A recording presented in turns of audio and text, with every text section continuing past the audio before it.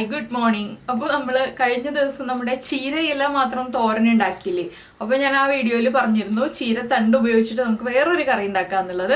നമ്മൾ എന്തുണ്ടാക്കാൻ പോകുന്നത് ചീരത്തണ്ട് പരിപ്പ് മെഴുക്കുവരട്ടിയാണ് കേട്ടോ. നമ്മൾ സാധാരണ ചീരത്തണ്ടും പരിപ്പും ചേർത്ത് കറി ഉണ്ടാക്കുമെങ്കിലും മെഴുക്കുവരട്ടിയായിട്ട് ഉണ്ടാക്കാറില്ല. അപ്പോൾ നിങ്ങളിതൊന്ന് ട്രൈ ചെയ്ത് നോക്കിക്കോളൂ, നന്നായിട്ട് ഇഷ്ടപ്പെടും. ചോറിൻ്റെ കൂടെയും കഞ്ഞിയുടെ കൂടെയൊക്കെ വളരെ നല്ലൊരു കറിയാണ്. അപ്പോൾ നമുക്ക് എങ്ങനെയാണ് നമ്മുടെ ഈ ഒരു ചീരത്തണ്ട് പരിപ്പ് മെഴുക്കുവരട്ടി ഉണ്ടാക്കുന്നത് നോക്കാം. നമുക്ക് നമ്മുടെ ഇൻഗ്രീഡിയൻസ് നോക്കാം. നമ്മളിപ്പോൾ കഴിഞ്ഞ ദിവസത്തെ ചീരത്തണ്ട് ഉണ്ടല്ലോ, ചീരയില മാറ്റിയിട്ട് ചീരത്തണ്ട് എടുത്തിട്ടുണ്ട്. എത്ര കപ്പാണെന്ന് ഞാൻ പറയാം കേട്ടോ. അതിലേക്ക് ഒരു 1/4 കപ്പ് തുവരപ്പരിപ്പ് വെള്ളത്തിൽ സോക്ക് ചെയ്തെടുത്തിട്ടുണ്ട്. 2 മണിക്കൂറൊക്കെ സോക്ക് ചെയ്തെടുത്താൽ മതി. സോക്ക് ചെയ്തില്ലെങ്കിലും കുഴപ്പമില്ല. നമ്മൾ ഒരു 2 വിസിൽ വരുന്നത് വരെ കുക്കറിൽ വേവിച്ചിട്ടുണ്ടെങ്കിൽ കറക്റ്റായിട്ട് പരിപ്പ് കുഴഞ്ഞു പോകാതെ വെന്ത് കിട്ടും. കുഴഞ്ഞു പോകാതെ വേവിച്ചെടുക്കണം. പിന്നെ ഇതിലേക്ക് വേണ്ടത് ഒരു 8-9 ഉള്ളി, ഒരു വെളുത്തുള്ളി. പരിപ്പായതുകൊണ്ടാണ് ഞാൻ ഒരു വെളുത്തുള്ളി ചേർക്കുന്നത്. അതുപോലെ തന്നെ ഒരു പച്ചമുളക്, കുറച്ച് കറിവേപ്പില. അപ്പോൾ ആദ്യം നമുക്ക് ഈ ചീരത്തണ്ടും അതുപോലെ തന്നെ പരിപ്പും കുക്ക് ചെയ്യാൻ വയ്ക്കാം. ഞാൻ 2 ചട്ടിയിലാണ് കുക്ക് ചെയ്യാൻ വയ്ക്കുന്നത്. എന്താണെന്ന് വെച്ചിട്ടുണ്ടെങ്കിൽ പരിപ്പ് കുഴഞ്ഞു പോകാതെ നമുക്ക് കിട്ടണം. ചീരത്തണ്ട് കുക്കറിലൊന്നും കുക്ക് ചെയ്യേണ്ട ആവശ്യമില്ല. ഒരു 5 മിനിറ്റ് തിളച്ചിട്ടുണ്ടെങ്കിൽ കുക്കായി വരും. അപ്പോൾ അത്ര സമയത്തിനുള്ളിൽ ആയതുകൊണ്ട് കുക്കറിലേക്ക് വെക്കുന്നില്ല. അപ്പോൾ നിങ്ങൾക്ക് കുക്കറിൽ വെക്കണമെന്നുണ്ടെങ്കിൽ 2 കുക്കറിൽ വെക്കാം കേട്ടോ. ഒരുമിച്ച് കുക്കറിൽ വെച്ചിട്ടുണ്ടെങ്കിൽ പരിപ്പ് കുഴഞ്ഞു പോകുന്നതാണെങ്കിൽ ചീരത്തണ്ടിലേക്ക് ആ പരിപ്പ് കുഴഞ്ഞു പിടിച്ചിട്ട് നമ്മുടെ മെഴുക്കുവരട്ടി കാണാൻ ഒട്ടും ഭംഗി ഉണ്ടാവില്ല. അപ്പോൾ നമുക്കിത് രണ്ടും കുക്ക് ചെയ്യാൻ വയ്ക്കാം ആദ്യം. അപ്പോൾ നമ്മൾ ഒരു ചട്ടിയിൽ ചീരത്തണ്ടം വെച്ചിട്ടുണ്ട്, ഒരു ചട്ടിയിൽ പരിപ്പും വെച്ചിട്ടുണ്ട്. അപ്പോൾ ഞാൻ പരിപ്പ് വേവിക്കാൻ വെക്കുന്നത് എങ്ങനെയാണെന്ന് വെച്ചാൽ പരിപ്പിൻ്റെ ഒപ്പം തന്നെ വെള്ളം വെച്ചിട്ടുണ്ട്. ഇതിലേക്ക് ഒരു ടീസ്പൂൺ വെളിച്ചെണ്ണ ചേർക്കുന്നുണ്ട്. പരിപ്പ് വേഗം കുക്കായി കിട്ടാനാണ് ഇതുപോലെ വെളിച്ചെണ്ണ ചേർക്കുന്നത്. പിന്നെ പരിപ്പിലേക്ക് ഇപ്പോൾ ഉപ്പ് ചേർക്കുന്നില്ല കേട്ടോ. ഉപ്പ് നമ്മൾ പരിപ്പ് ഹാഫ് കുക്കായി വരുമ്പോഴേ ചേർക്കുന്നുള്ളൂ. ഒരു 1/2 ടീസ്പൂൺ മഞ്ഞൾപ്പൊടി ചേർത്ത് കൊടുക്കുക. അതുപോലെ തന്നെ ഒരു പച്ചമുളക് എടുത്തു വെച്ചിരിക്കുന്നത് പരിപ്പിലേക്കാണ് ഞാൻ ചേർക്കുന്നത്. പച്ചമുളകും ചേർത്തിട്ട് ഈ പരിപ്പൊന്ന് കുക്കായി വരട്ടെ.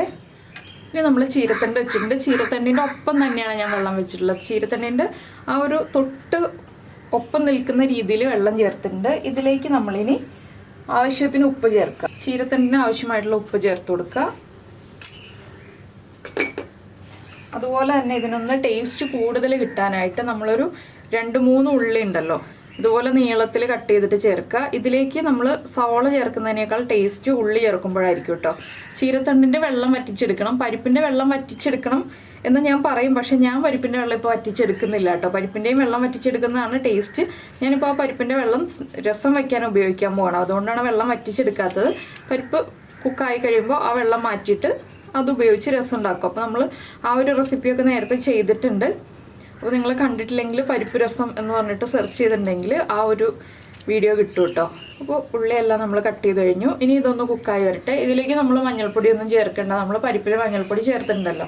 അപ്പോൾ ഇത് രണ്ടും കുക്കായി കഴിഞ്ഞിട്ടാണ് നമുക്ക് മെഴുക്കുവരട്ടി ഉണ്ടാക്കാം. മെഴുക്കുവരട്ടി ഉണ്ടാക്കാൻ നിങ്ങൾക്ക് മുളക് പൊടി യൂസ് ചെയ്യാം, അല്ലെങ്കിൽ ചതച്ച മുളക് യൂസ് ചെയ്യാം. അത് നിങ്ങളുടെ ചോയ്സാണ്. അപ്പോൾ പച്ചമുളകിൻ്റെ എരിവും കൂടി നമ്മൾ കണ്ടുകൊണ്ട് വേണം മുളക് പൊടി ചേർക്കാനായിട്ട്. അപ്പോൾ രണ്ടും കുക്കായി വരട്ടെ.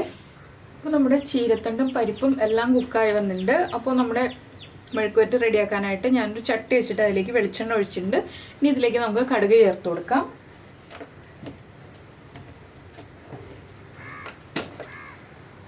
ഒരു 1/2 ടീസ്പൂൺ കടുക് ചേർക്കാം കേട്ടോ. കടുകൊന്ന് പൊട്ടിത്തുടങ്ങട്ടെ. ഇപ്പോൾ നമ്മുടെ കടുക് പൊട്ടിക്കൊണ്ടിരിക്കുന്നുണ്ട്. ഞാനിപ്പോൾ ഉള്ളിയും വെളുത്തുള്ളിയും ഒക്കെ നീളത്തിലാണ് കട്ട് ചെയ്തെടുത്തിട്ടുള്ളത്. നിങ്ങൾക്ക് ചതച്ച് ചേർക്കണം എന്നുണ്ടെങ്കിൽ ചതച്ച് ചേർക്കാം, നീളത്തിൽ കട്ട് ചെയ്ത് ചേർക്കണം എന്നുണ്ടെങ്കിൽ അങ്ങനെയും ചേർക്കാം. എളുപ്പമുള്ളത് ഏതാണോ ആ രീതിയിൽ ചെയ്യാം കേട്ടോ. ഇനി നമുക്കിതിലേക്ക് കട്ട് ചെയ്ത് വെച്ചിരിക്കുന്ന ഉള്ളിയും വെളുത്തുള്ളിയും ചേർക്കാം.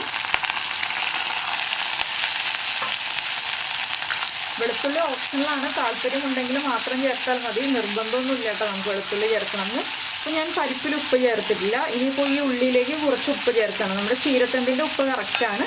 അപ്പോൾ പരിപ്പിനും കൂടി ആവശ്യമായിട്ടുള്ള ഉപ്പ് നമ്മൾ ഉള്ളിയിലേക്ക് ചേർത്ത് കൊടുക്കുകയാണ്. ഇനി ഉള്ളി ഒന്ന് ബ്രൗൺ ആയി വരുന്നത് വരെ ഇളക്കി കൊടുക്കുക. ഒരുപാട് ബ്രൗൺ ആയി വരണ്ട, ലൈറ്റായിട്ടൊന്ന് കളർ ചേഞ്ച് ആയി വന്നാൽ മതി. ഇനി ഇതിലേക്ക് നമുക്ക് ചേർക്കേണ്ടത് നമ്മുടെ കറിവേപ്പിലയാണ്. ഇതെല്ലാം ചേർന്നിനി ഒന്ന് കുക്കായി വരട്ടെ.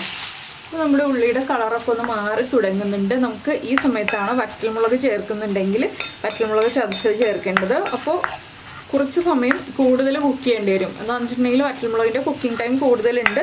അത് പൊടിയല്ലല്ലോ, ചതച്ചതല്ലേ. അപ്പോൾ കുറച്ച് സമയം കൂടുതൽ കുക്ക് ചെയ്യേണ്ടി വരും. മുളക് പൊടിയാണെന്നുണ്ടെങ്കിൽ വേഗം തന്നെ കുക്കായി കിട്ടും. അപ്പോൾ ഞാനിപ്പോൾ മുളക് പൊടിയാണ് ചേർക്കുന്നത്. ഒരു 1/4 ടീസ്പൂൺ മുളക് പൊടി. ഈ ഒരളവിലേക്ക് 1/4 ടീസ്പൂൺ മുളക് പൊടി മതി കേട്ടോ.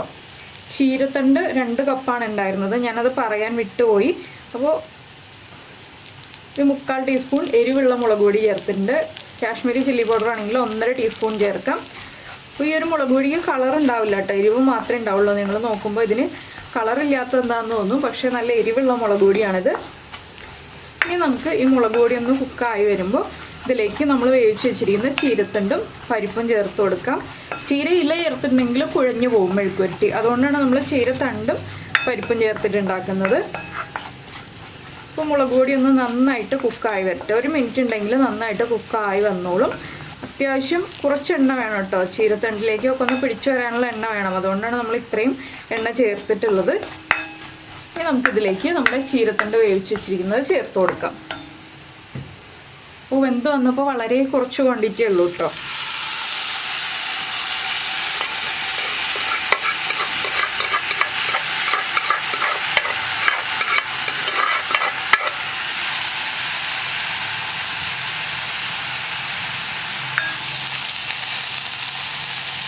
ഇനി നമുക്കിതിൻ്റെ മുകളിലേക്ക് നമ്മൾ വേവിച്ച് വെച്ചിരിക്കുന്ന പരിപ്പും കൂടി ഇട്ടിട്ട് ഇളക്കി മിക്സ് ചെയ്തെടുക്കാം. അപ്പോൾ നമ്മുടെ പരിപ്പ് മുഴുവൻ നമ്മൾ ചേർത്ത് കഴിഞ്ഞിട്ടുണ്ട്. ഇനി നന്നായിട്ടൊന്ന് ഇളക്കി മിക്സ് ചെയ്തെടുക്കാം. ആ മുളകൊക്കെ നമ്മുടെ പരിപ്പിലേക്കൊക്കെ നന്നായിട്ട് പിടിച്ചു വരുന്ന രീതിയിലൊന്ന് ഇളക്കിയെടുക്കുക. പരിപ്പ് കുഴഞ്ഞു പോയിട്ടുണ്ടെങ്കിൽ ഇതുപോലെ ആവില്ല കേട്ടോ, നല്ലാതെ എല്ലാം ചേർന്ന് കുഴഞ്ഞിരിക്കും. ചീരത്തണ്ടും പരിപ്പും ചേർന്ന് നന്നായിട്ട് കുഴഞ്ഞു പോവും. അപ്പോൾ കുഴഞ്ഞു പോവാതെ വേവിച്ചെടുക്കണം. കുക്കറിലാണെങ്കിലും കുഴഞ്ഞു പോവാതെ വേവിച്ചെടുക്കണം. വെള്ളം കൂടുതലുണ്ടെങ്കിൽ നമ്മൾ ആ വെള്ളം മാറ്റി വയ്ക്കുക, വേറെ ഏതെങ്കിലും കറികൾ ഉണ്ടാക്കാൻ ഉപയോഗിക്കുക. അല്ലെങ്കിൽ വെള്ളം വറ്റിച്ചെടുത്ത് വരുമ്പോൾ ചിലപ്പോൾ പരിപ്പ് കുഴഞ്ഞു പോയിണ്ടാവും. അപ്പോൾ ഇത്രയേ ഉള്ളൂ, നമ്മുടെ ചീരത്തണ്ട് പരിപ്പ് മെഴുക്കുവരട്ടി റെഡി ആയി കഴിഞ്ഞു. കണ്ടോ, വളരെ എളുപ്പത്തിൽ ചെയ്യാൻ പറ്റുന്ന പരിപാടിയാണ്.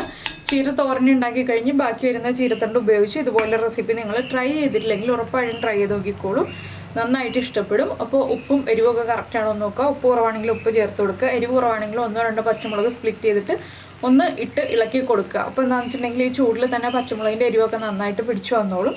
അപ്പോൾ എന്തായാലും നിങ്ങളെല്ലാവരും ഈ ഒരു റെസിപ്പി ട്രൈ ചെയ്ത് നോക്കുമെന്ന് വിചാരിക്കുന്നു. ട്രൈ ചെയ്ത് നോക്കിയിട്ട് ഇഷ്ടമായി കഴിഞ്ഞിട്ടുണ്ടെങ്കിൽ ഒന്ന് ലൈക്ക് ചെയ്യാനും അതുപോലെ തന്നെ കമൻറ്റ് ചെയ്യാനും മറന്നു പോകരുത് കേട്ടോ, ഇഷ്ടമായോ ഇല്ലയോ എന്നുള്ളത്. പിന്നെ നമ്മുടെ ചാനൽ ആദ്യമായിട്ട് കാണുകയാണെങ്കിൽ നമ്മുടെ വീഡിയോ പ്രസൻറ്റ് ചെയ്യുന്ന രീതിയൊക്കെ ഇഷ്ടമായിരുന്നുണ്ടെങ്കിൽ നമ്മുടെ ചാനലൊന്ന് സബ്സ്ക്രൈബ് ചെയ്ത് സപ്പോർട്ട് ചെയ്യണേ. സബ്സ്ക്രൈബ് ചെയ്യുന്നതിന് ഈ വീഡിയോയുടെ താഴെയുള്ള റെഡ് സബ്സ്ക്രൈബ് ബട്ടൺ ഒന്ന് ക്ലിക്ക് ചെയ്യുക, അതിൻ്റെ റൈറ്റ് സൈഡിലുള്ള ബെല്ലൈക്കണും ക്ലിക്ക് ചെയ്യുക. അപ്പോൾ ഓൾ എന്ന് പറഞ്ഞിട്ടൊരു ഓപ്ഷൻ കാണാം, ആ ഓളും കൂടി പ്രസ് ചെയ്തിട്ടുണ്ടെങ്കിൽ ഞാൻ എപ്പോഴും വീഡിയോ അപ്ലോഡ് ചെയ്യുമ്പോൾ നിങ്ങൾക്ക് നോട്ടിഫിക്കേഷൻ വരും.